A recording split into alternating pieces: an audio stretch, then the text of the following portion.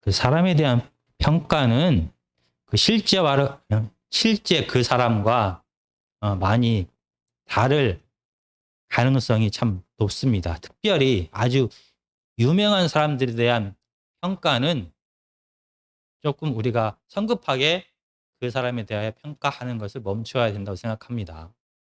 특별히 언론과 권력을 통하여 어떤 사람이 포장되어서 선한 사람으로 이렇게 많은 사람들에게 기억될 수도 있습니다. 반면에 그 사람과 다르게 언론과 권력을 통하여 아주 나쁜 사람으로 평가를 받을 수 있다고 생각합니다. 지금 현재 대통령은 문재인 씨입니다. 지금 앞으로 임기가 6개월 정도 밖에 남지 않았습니다. 이 2012년과 저번 대통령 선거에서 당시 문재인 후보는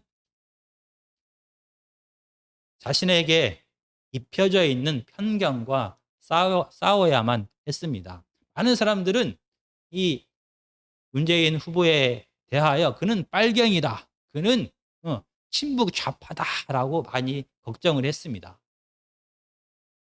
이 문재인 대통령뿐만이 아니라 김대중, 노무현 대통령들도 대통령이 되기 전에 친북 좌파, 심지어는 빨갱이라는 소리를 듣게 되었습니다. 그래서 그들은 대통령 선거하기 전에 항상 나는 빨갱이가 아닙니다 라는 얘기를 강력하게 했던 것으로 기억합니다. 그런데 참 이상합니다. 이런 민주당 정부가 들어서면은 보수 정권보다 더 국방력에 대하여 신경을 씁니다. 많은 사람들은 김대중, 노무현, 문재인 대통령이 되면은 우리나라는 공산화될 것이다 라고 걱정했음에도 불구하고 이 민주정부는 그 전에 보수 정권에 비하여 국방력에 더 많은 투자를 해왔습니다. 문재인 정부가 들어섰을 때 한국의 국방력은 세계 12위라고 발표가 되었습니다. 그런데 현재 지금 한국의 국방력은 세계 6위라고 평가를 받습니다. 그리고 매 해마다 국방비에 사용하는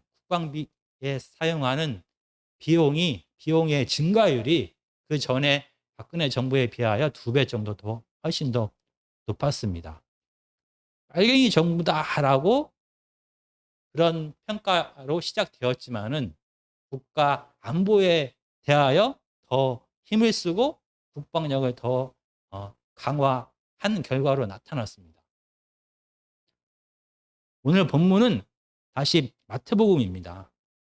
마태복음은 이 땅에 사람으로 오신 하나님의 아들이 십자가에서 죽으시고 하늘로 승천하십니다. 그리고 한 30년이 지난 다음에 쓰여졌다라고 많은 학자들은 말합니다. 그리고 마태복음을 기록한 주된 목적 중에 하나가 당시에 많은 이스라엘 백성들이 예수님을 통하여 선포된 하나님 나라에 대하여 오해하고 있었다라고 말합니다. 그래서 그 오해를 풀기 위하여 이 마태복음을 썼다라고 말합니다. 진짜 예수 그리스도가 누구이고 예수 그리스도를 통하여 시작된 하나님 나라가 어떠한 한 나라인지를 올바로 알려주기 위하여 마태복음이 쓰여졌다라고 합니다. 오늘 본문은 마태복음 5장 17절에서 20절입니다. 내가 율법이나 선지자를 폐하러 온 줄로 생각하지 말라. 폐하러 온 것이 아니요 완전하게 하려 함이라. 진실로 너희에게 이르노니 천지가 없어지기 전에는 율법의 1.1획도 결코 없어지지 아니하고 다 이루리라. 그러므로 누구든지 이 계명 중에 지극히 작은 것 하나라도 버리고 또 그같이 사람을 가르치는 자는 천국에서 지극히 작다 일컬음을 받을 것이요 누구든지 이를 행하며 가르치는 자는 천국에서 크다 일컬음을 받으리라. 내가 너희에게 이르노니 너희 의가 서기관과 바리새인보다 더 낫지 못하면 결코 천국에 들어가지 못하리라. 이 구약에서부터 계속 예언되어진 하나님의 나라가 드디어 예수 그리스도를 통하여 시작되었습니다. 그런데 당시 많은 유다 백성들이 생각했던 하나님의 나라, 다윗의 나라, 승리의 나라, 풍요의 나라와는 달리 예수 그리스도께서 말씀하시는 하나님의 나라는 좀 달랐습니다. 하나님의 나라는 가난한 자, 애통하는 자, 그리고 온전히 하나님을 의지하는 자, 자기의 의를 드러내지 아니하는 자, 자기의 이름을 드러내지 아니하는 자, 그리고 하나님 때문에 도리어 자기가 가진 모든 것을 나누고 섬기는 자. 그래서 온 세상에 자기가 누렸던 화평을 함께 누리기를 원하는 자가 바로 하나님 나라 자녀의 모습이다라고 말을 합니다. 그리고 심지어는 구약에서 선지자들이 그렇게 고통을 받고 핍박을 받았다는 것처럼 선지자들과 예수 그리스도처럼 하나님 나라의 자녀들은 이렇게 고난을 받아야 할 것이다 라고 말합니다. 사람들이 생각했던 것과 너무나 다른 하나님 나라에 대하여 말씀하셨습니다. 그리고 하나님 나라 백성의 구체적인 삶의 모습이 바로 빛과 소금의 사명을 감당하는 것이다 라고 말씀하십니다. 이 빛과 소금의 사명을 감당하는 것은 간단하게 말하면 죽음과 무질서와 두려움과 고통이 가득한 세상에 하나님을 통하여 생명을 공급하는 사명을 하는 것이다 라고 말합니다. 이 죽음이 가득한 세상, 죽음이 가득하고 혼란이 가득하고 이 죄의 결과로서 나오는 고통과 아픔과 병든과 이 모든 세상 속에 하나님의 생명을 나누는 그런 사명을 감당하는 것이 바로 하나님 나라 자녀들의 사명이다라고 말을 합니다. 그런데 하나님 나라의 자녀인 제자들 역시 죄인입니다. 그들 안에는 생명이 없습니다. 그래서 그들이 할 수 있는 것은 내가 아무것도 할 수 없습니다. 내가 아무것도 할 수 있는 게 아무것도 없습니다. 내 안에 생명이 없고 내 안에 사랑이 없고 내 안에 선한 것이 전혀 없습니다. 라고 하나님 앞에 고백하는 것입니다. 그리고 하나님의 도우심을 온전히 구하는 것이고 이렇게 하나님 앞에 무릎 꿇고 애통하고 하나님 앞에 모든 것을 맡기고 의지하는 자에게 하나님은 임하십니다. 그래서 하나님의 나라의 백성들의 순종함과 헌신을 통하여 세상 사람들은 하나님의 임재와 다스림을 경험하게 됩니다. 이렇게 하나님의 평화를 맛본 자들은 하나님을 찬양하게 됩니다. 바로 이것이 하나님 나라 백성의 빛과 소금의 사명이다라고 말씀하셨습니다. 그리고 오늘 본문에서 구체적으로 이 땅에서 빛과 소금의 사명을 감당하는 것이 무엇인지에 대하여 다시 한번 말씀하십니다. 그러면서 5장 17절에서 이렇게 말합니다. 내가 율법이나 선지자를 폐하러 온 줄로 생각하지 말라. 폐하러 온 것이 아니요 완전하게 하려 함이라. 많은 사람들은 물론 우리가 팔복에서 배웠듯이 그들이 생각하고 있던 다윗의 나라와 예수 그리스도께서 말씀하신 하나님의 나라가 너무나 달랐습니다. 그리고 특별히 그들이 따르고 믿고 의지했던 바리새인과 서기관들의 가르침과 삶의 태도와 예수 그리스도의 삶은 너무나 달랐습니다. 가르침만 달랐던 것이 아니라 이 가르침에 따라서 행하는 예수님의 삶은 너무나 달랐습니다. 구체적으로 마태복음 12장에 잠깐 보시겠습니다. 마태복음 12장에 보면은 안식일에 대하여 말합니다. 마태복음 12장 1절과 2절, 그 다음에 10절, 11절, 12절을 제가 읽겠습니다. 그때 예수께서 안식일에 밀밭 사이로 가실새 제자들이 시장하여 이삭을 잘라 먹으니 바리새인들이 보고 예수께 말하되 보시오 당신의 제자들이 안식일에 하지 못할 일을 하나이다. 그다음에 10절입니다. 한쪽 손 마른 사람이 있는지라 사람들이 예수를 고발하려 하여 물어 이르되 안식일에 병 고치는 것이 옳으니까 예수께서 이르시되 너희 중에 어떤 사람이 양 한 마리가 있어 안식일에 구덩이에 빠졌으면 끌어내지 않겠느냐 사람이 양보다 얼마나 더 귀하냐 그러므로 안식일에 선을 행하는 것이 옳으니라 하시고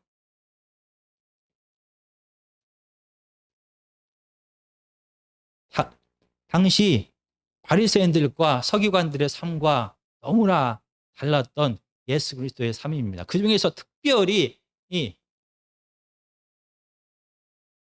안식일에 대하여는 눈에 보이는 것입니다. 안식일을 지키는지 안 지키는지를 통하여 최소한 저 사람은 하나님의 율법을 알고 하나님의 율법을 지키는 사람이구나라고 유대인들은 생각했습니다. 그리고 안식일을 지키는 것이 얼마나 중요한지 그들은 잘 알고 있었습니다. 그래서 바리새인들은 특별히 그들의 장로의 전통을 통하여 안식일에 하지 말아야 될 것에 대하여 39가지나 구체적으로 말합니다. 불을 피우지 말고, 불을 끄지도 말고, 전혀 일을 하지 말고, 그리고 매듭 같은 것도 풀지도 말고, 매듭을 묶지도 말고, 그리고 글자를 쓸 때 한 글자 쓰는 것은 괜찮습니다. 두 글자 쓰면은 안식일을 범하는 것입니다. 이를 잡는 것은 여기 옷에 이가 있으면 딱 잡는 것은 괜찮습니다.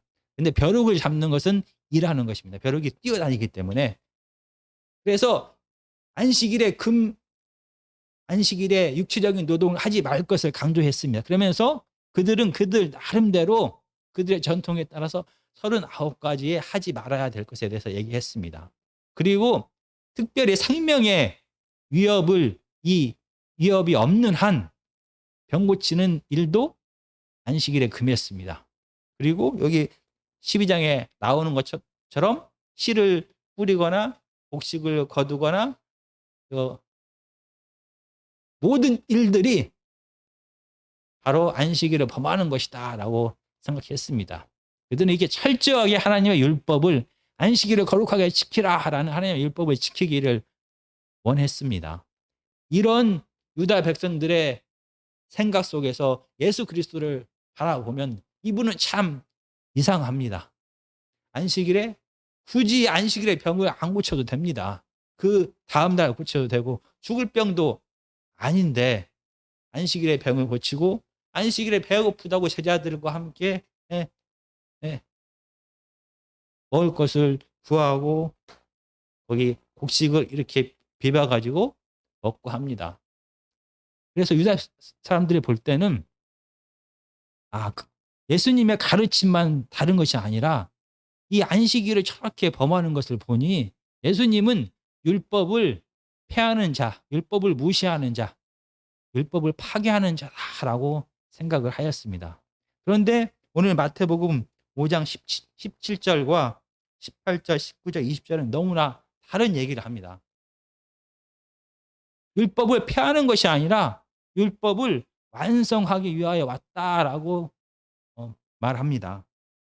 여기서 율법이나 선지자를 폐하러 온 것이 아니다라고 얘기합니다. 여기서 율법은 모세 오경을 말합니다. 구체적으로 이스라엘 백성들이 이 땅에서 어떻게 살아가야 될지를 정한 이 법이 바로 모세 오경입니다. 그리고 이 선지자라고 말한 것은 그 이후에 이스라엘의 역사와 그다음에 선지자들이 쓴 선지서, 예언서들을 포함합니다. 그래서 여기서 율법과 선지자를 포함해서 구약 성경 전체를 얘기합니다. 그래서 그 당시 이스라엘 백성들은 예수님이 구약을 폐하러 온 사람이다라고 생각을 했습니다. 그러나 오늘 하나님의 말씀을 통하여 구약을 폐하러 온 것이 아니라 완전하게 하기 위하여 왔다라고 말합니다. 거기에 더해서 율법의 작은 것 하나 1.1획도 없어지지 않고 아무리 작은 법이라 할지라도 그것은 반드시 지켜야 된다. 그러니까 모든 율법은 지켜야 된다라고 이렇게 예수님은 말씀하십니다. 예수님이 이 땅에 오신 것은 율법을 완성하기 위하여 왔고, 그리고 예수님을 따르는 하나님의 자녀들은 모든 율법을 작은 것까지 다 지켜야 된다라고 말씀하십니다.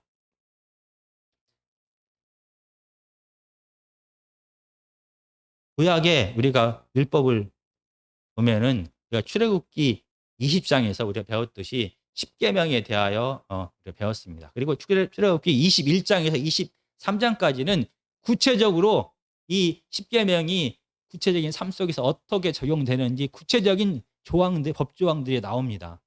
출애굽기 21장에서 23장까지의 율법의 법 조항을 다 세어 보면은 이 바리새인들과 서기관의 말처럼 613가지의 법 조항이 성경에 기록되어져 있습니다. 이 613가지 출애굽기 21장에서 23장까지의 613가지의 법 조항 중에서 뭐뭐서 해야 합니다. 이걸 하라라고 쓰여진 조항이 365개입니다. 그리고 하지 말아야 된다라고 쓰여진 조항이 248개나 됩니다. 그래서 예수님 당시 바리새인들과 서기관들은 이 613가지의 성경에 기록된 이 법은 반드시 지켜야 된다고 생각했습니다. 그런데 613가지나 됩니다. 너무나 많습니다. 그래서 바리새인들과 서기관들은 그들이 정한 규칙에 따라서 더 중요한 율법, 덜 중요한 율법으로 나눕니다. 그래서 365가지는 반드시 지켜야 되는 정말로 중요한 율법이라고 정합니다. 그리고 248가지는 덜 중요한 것, 혹시나 만약에 지킬 여력이 없으면은 안 지켜도 되는 것이다 라고 그들은 그렇게 규정을 했습니다. 더 중요한 365가지의 율법과 덜 중요한 것을 바리새인들과 서기관들의 결정에 의하여 그들은 이렇게 나누어서 백성들에게 가르쳤습니다. 그런데 율법을 폐하는 자, 구약을 무시하는 자라는 오해를 받았던 예수 그리스도는 오히려 아무리 작은 율법이라 할지라도, 작은 하나님의 뜻이라 할지라도 반드시 순종해야 된다라고 예수님은 말씀하십니다. 왜냐하면 바리새인의 의보다 하나님의 백성들의 의가 더 커야 된다라고 얘기합니다. 우리가 지금까지 배웠던 것처럼 의라는 것은 하나님의 뜻을 행하는 것입니다. 하나님의 뜻은 율법을 통하여 계시되었습니다. 그래서 아무리 작은 법조항이라 할지라도 이 조항이 하나님의 뜻이기 때문에 모든 법조항에는 하나님의 뜻이 다 담겨 있기 때문에 예수님은 모든 법을 다 지켜야 된다라고 말씀하셨습니다. 바리새인들과 서기관들은 그들의 생각에 따라서, 그들의 판단에 따라서 중요한 법과 덜 중요한 법으로 나누었지만 예수님은 오히려 성경에 나와 있는 모든 하나님의 법이 다 하나님의 뜻이 있기 때문에, 그 법을 주셨기 때문에 다 지켜야 된다라고 말씀하셨습니다. 그렇다고 하면 하나님의 뜻이 구약에 기록된, 구약에 계시된 하나님의 뜻이 무엇입니까? 왜 구약 하나님의 말씀을 통하여, 율법을 통하여, 선지서를 통하여 하나님께서는 말씀하셨습니까? 구약에 기록된 하나님의 뜻이 무엇인지를 저희가 다시 한번 살펴보겠습니다. 창세기 1장 1절에서 2절입니다. 태초에 하나님의 천지를 창조하시니라. 땅이 혼돈하고 공허하며 흑암이 깊음 위에 있고 하나님의 영은 수면 위에 운행하시니라. 하나님이 이 세상을 창조하기 전에 세상은 공허하고 흑암이 가득하고 무질서했다라고 얘기합니다. 바로 이 공허하고 혼돈하고 흑암이 가득한, 어둠이 가득한, 죽음이 가득한 이 세상에 하나님의 질서와 생명을 불어 넣으셨습니다. 이게 바로 우리는 창조라고 이렇게 얘기합니다. 그리고 하나님의 창조의 목적은 온 세상이 하나님의 생명으로 가득한 것을 하나님은 원하셨습니다. 하나님의 뜻은 온 세상이 하나님의 생명으로 충만한 것입니다. 그래서 그 뜻을 이행할 하나님의 대리인들을 하나님은 세우셨습니다. 1장 28절에 하나님이 그들에게 복을 주시며 하나님이 그들에게 이르시되 생육하고 번성하라. 땅에 충만하라. 땅을 정복하라. 바다의 물고기와 하늘의 새와 땅에 움직이는 모든 생물을 다스리라 하시니라.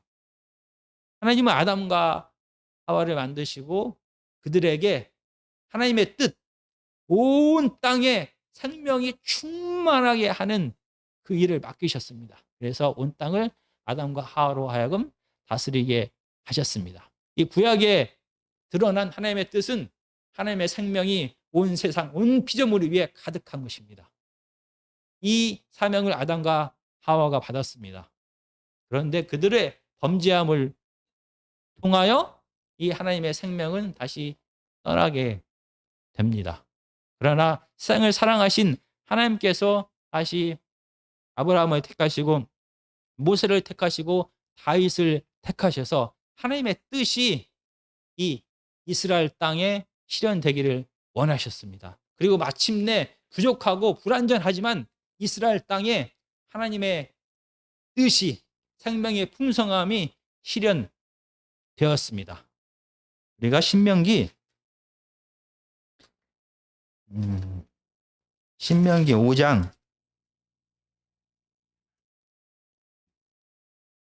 5장 33절입니다. 구약성경 270페이지입니다. 너희 하나님 여호와께서 너희에게 명령하신 이 모든 도를 행하라.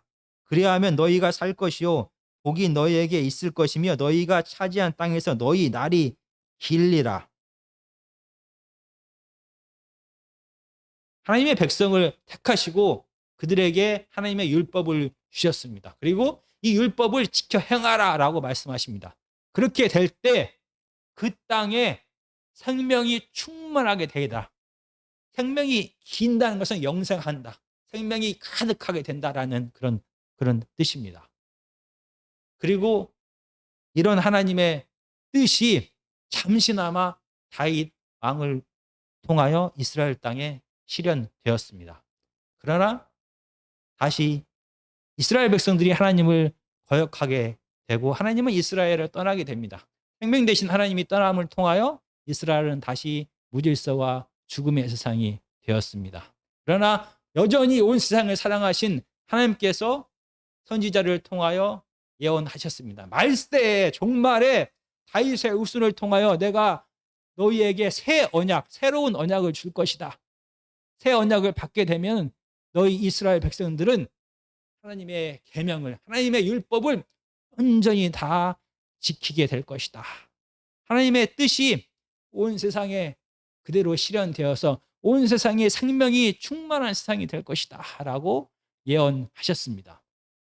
그리고 이 하나님의 예언은 예수 그리스도를 통하여 성취되었다라고 마태복음은 이렇게 기록합니다. 바로 다윗의 후손이신 예수님이 이스라엘 땅에 메시아로 오셨습니다. 그리고 이 죽음과 무질서가 가득한 이스라엘 땅에 생명의 빛을 비추기 시작하셨습니다. 어떻게 살아계신 예수님께서는 이 죽음이 무질서가 가득한 땅을 생명의 땅으로 변화시켰습니까? 마태복음은 계속해서 예수 그리스도의 사명에 대하여 얘기합니다. 처음부터 예수님은 바로 이 죄의 문제를 해결하기 위하여 이 땅에 오셨다라고 얘기합니다. 바로 죄를 통하여 하나님께 불순종하는 것이 죄입니다.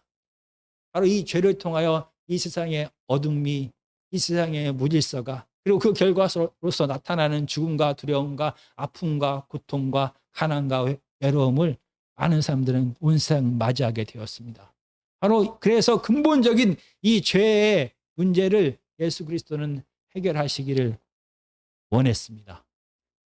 그래서 살아있는 동안 죄는 불순종이라고 말씀드렸습니다. 아버지 대신 하나님께 예수 그리스도는 온전히 순종하는 아들로 살아갔습니다.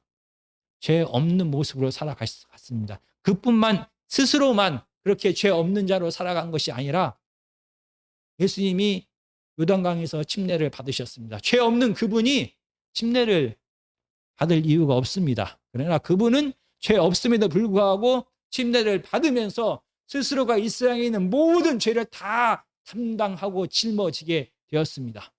그래서 죄 없는 그분이 죄인의 모습으로 십자가에서 죽으셨습니다. 십자가에서 죽으실 때까지 죽으시는 순간에도 온전히 하나님 앞에 순종하였습니다.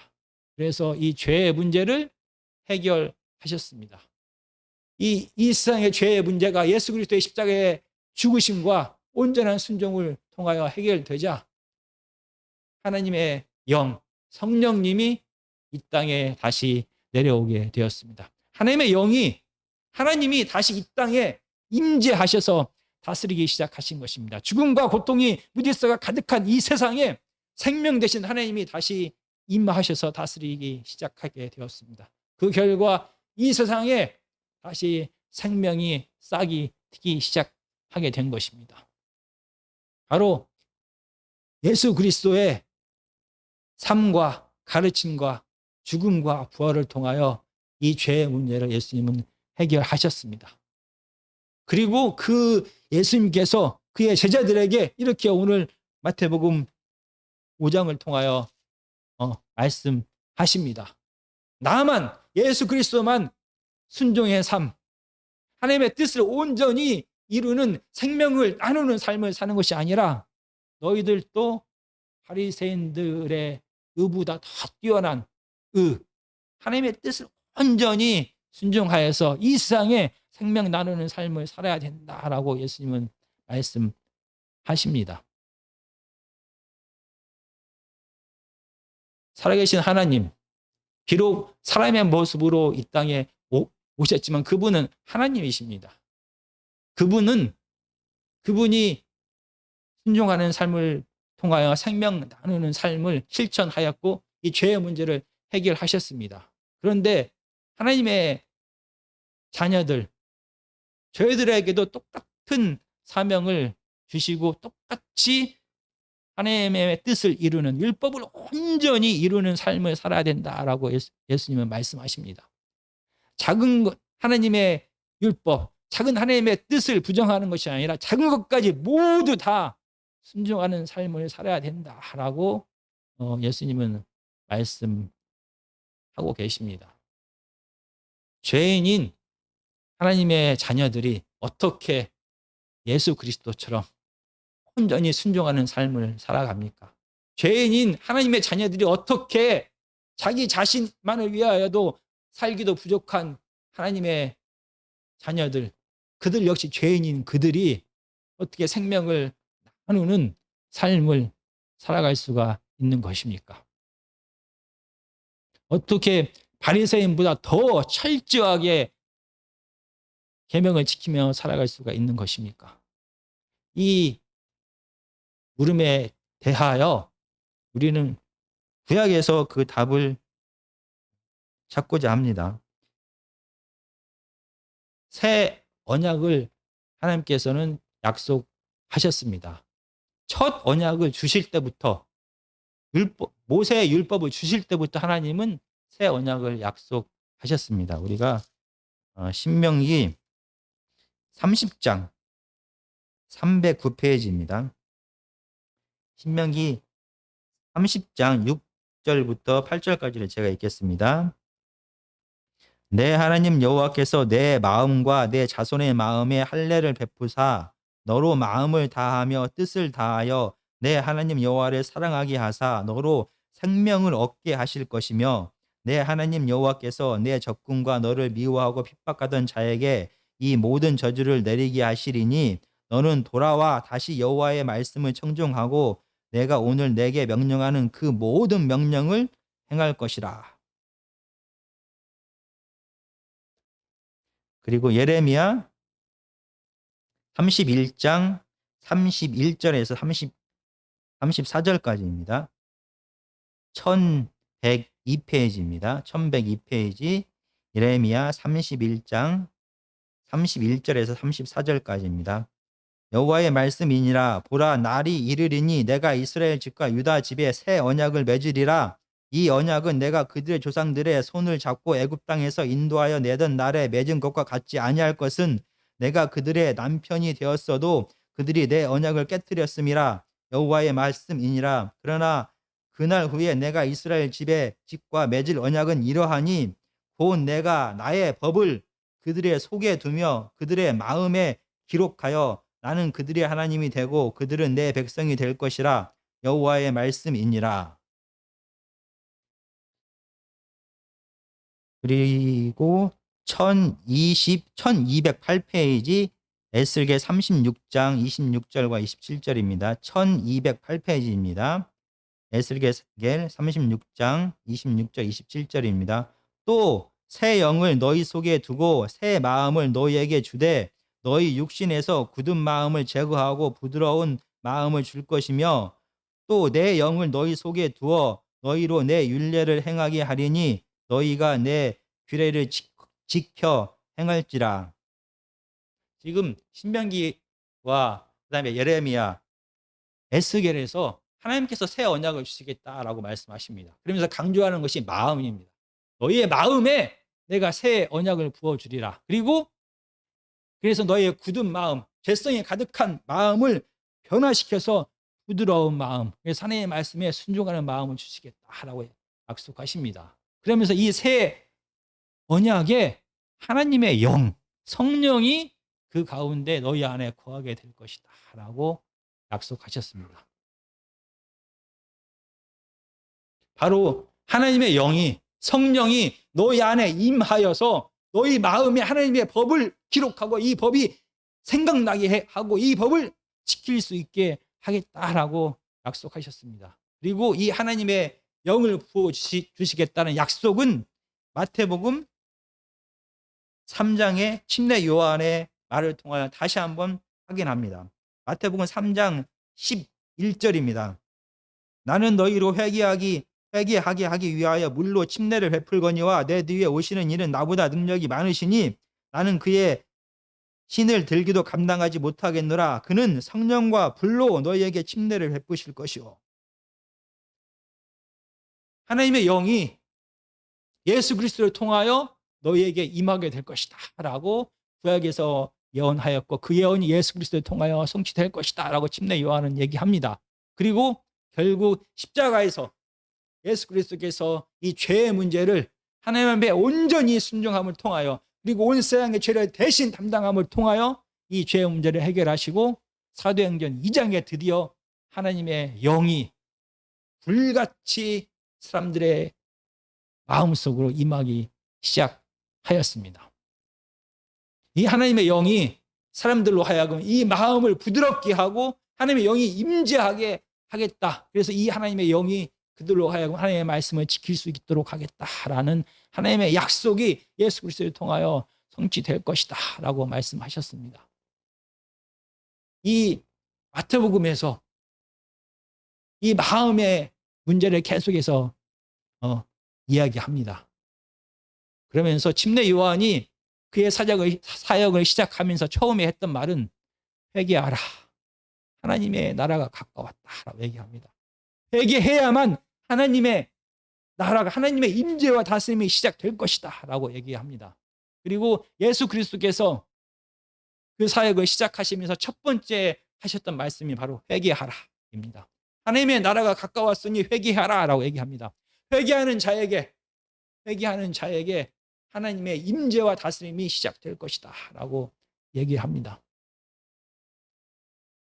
죄성이 가득한 사람이, 죄성이 가득한 예수님의 제자들이, 하나님의 자녀들이 어떻게 예수님처럼 하나님의 말씀에 온전히 순종하여 이 세상에 생명 나누는 그런 사명을 할 수가 있습니까?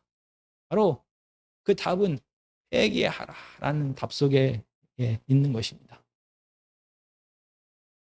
팔복은 계속해서 이렇게 말합니다.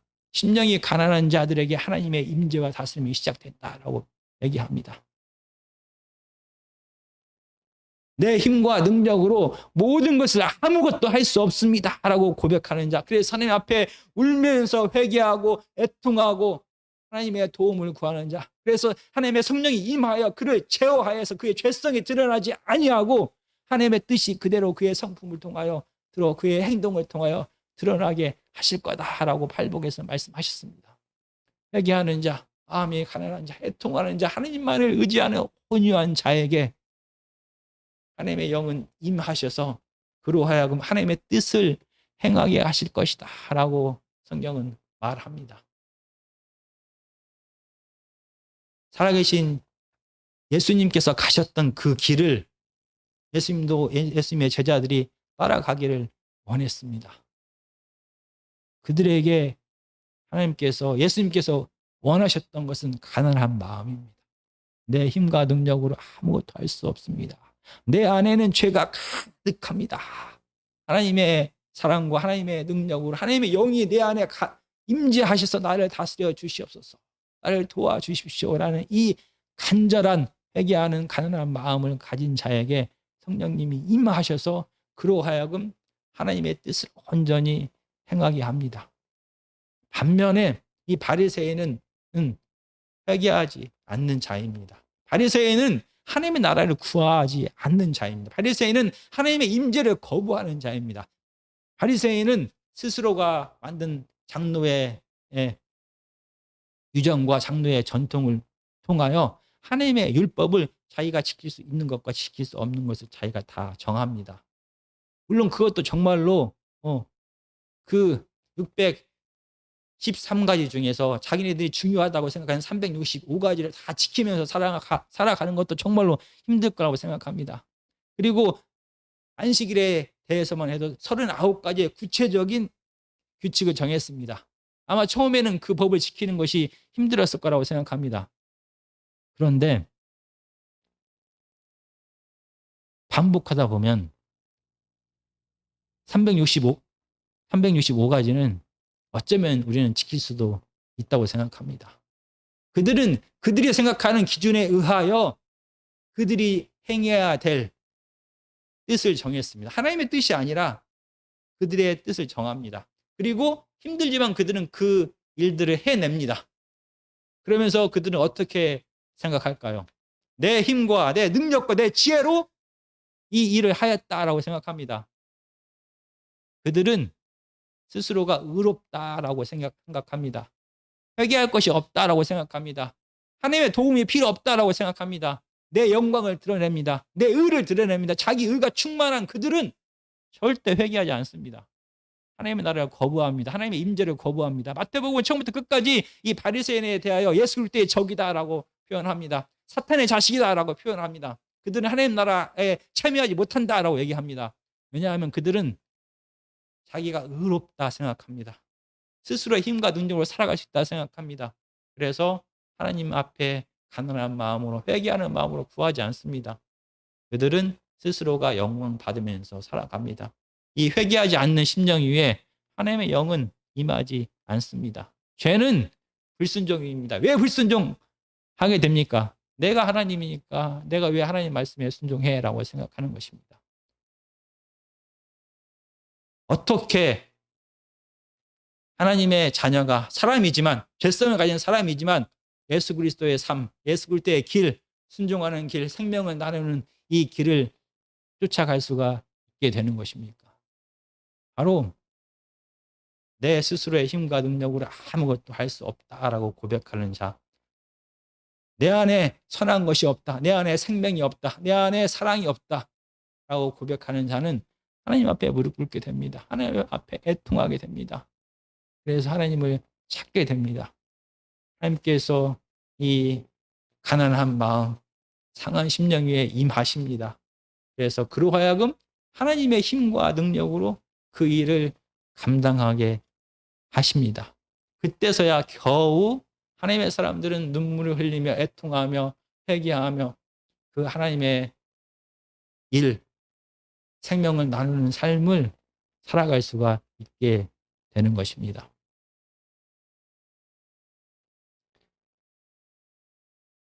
지금 마태복음 이 5장 19절부터는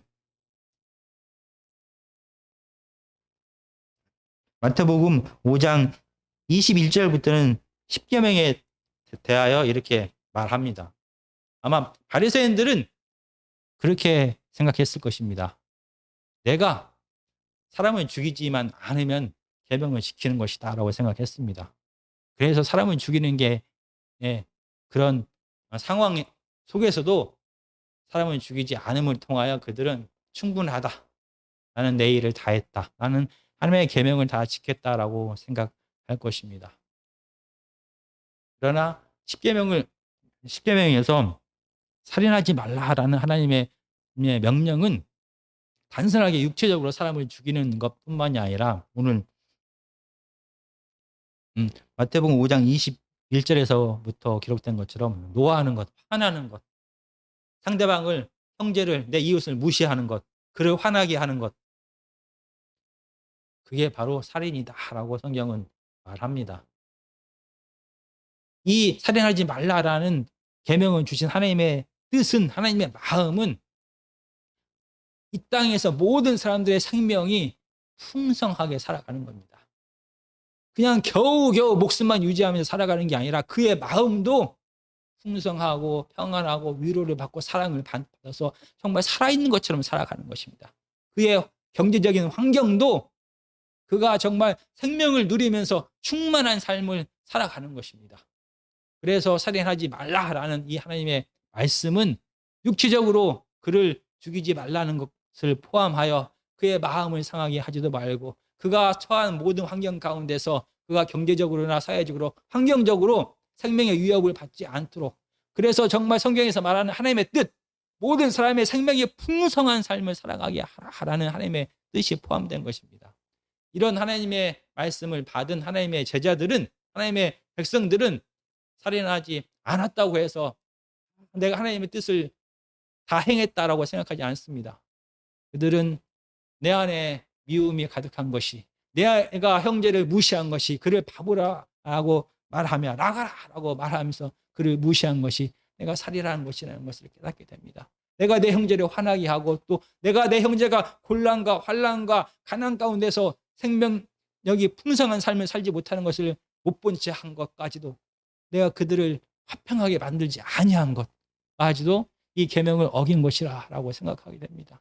그래서 내 안에 생명이 없음을, 내 안에 사랑이 없음을, 내 안에 용서가 없음을 하나님 앞에 회개할 수밖에 없습니다. 그래서 이 하나님 앞에 울부짖으며 가난한 마음을 가진 자에게 하나님의 영이 임하십니다. 이 사랑이 풍성한 하나님의 영이 임하여 그로 하여금 하나님의 마음을 주셔서 그는 이제 형제에게, 우리의 이웃에게 잘못했다라고 용서를 빌게 되고 그의 상대방의 화난 마음을 풀어주게 되고 상대방의 실질적인 가난한 삶을 풍요롭게 만들어주는, 실질적으로 생명을 나누는 삶을 살아가게 되는 것입니다. 그렇게 될 때 이 부족한, 그러나 가난한, 그러나 하나님 앞에 온전히 순종하는 이 사람을 통하여 그가 속한 그곳은 하나님의 임재와 다스림을 경험하게 되고 하나님의 생명이 그 가운데 임함을 통하여 살아있는 생명이 풍성한 삶, 하나님이 사람들에게 원했던 그런 삶을 살 수 있게 되는 것입니다. 오늘 하나님의 말씀은 어떻게 하면 하나님의 제자들이, 하나님의 백성들이 예수님처럼 생명 나누는 삶을 살 수 있을까에 대하여 너희들은 할 수 없다라고 답을 합니다. 그 가난해진 마음, 자격 없다라고 느끼는 그 마음을 가지고 하나님 앞에 나와서 하나님 앞에 애통하고 회개하고 구하고 의지하고 그런 자에게 하나님은 임하셔서 그로 하여금 사람이 상상할 수도 없는 예수님께서 하셨던 이 생명 나누는 삶을 살게 하신다라고 예수님은 말씀하고 계십니다. 정말 저희가 매일매일의 삶 속에서 하나님의 말씀을 다시 한번 생각하고 우리의 삶을 들여다보면서 하나님 앞에 늘 무릎 꿇는 저희들이 되었으면 좋겠습니다. 그래서 이 부족한 저희들을 통하여 분명히 하나님의 귀하신 뜻이, 이 생명이 확장되는 그 귀한 일을 저희를 통하여 하나님께서는 하실 것입니다. 정말 생명을 나누는 저와 우리 아멘교회가 되었으면 좋겠습니다. 우리가